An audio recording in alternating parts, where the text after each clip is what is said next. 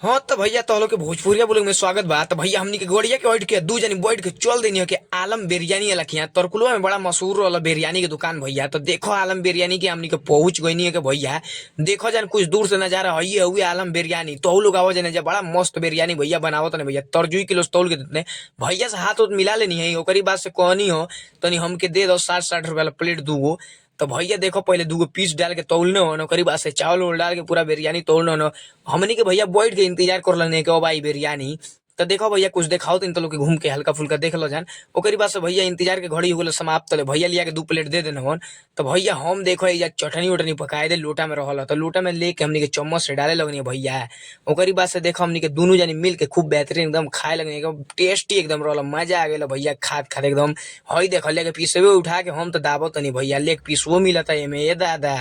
तो भैया हम लेग पीस खैनी है देखो यो लेके पीसवे खाता नहीं हई देखो बड़ा मस्त लागत रहलो भैया बिरयानी। ओकरी बाद से भैया देखो ये आलम भाई लोग से हाय बाय करवैनी हो ब्लॉग में। हमार ब्लॉग ले जा खत्म अब तो लोग लाइक करो जान शेयर करो जान अब अगला ब्लॉग में मिल जी बाय।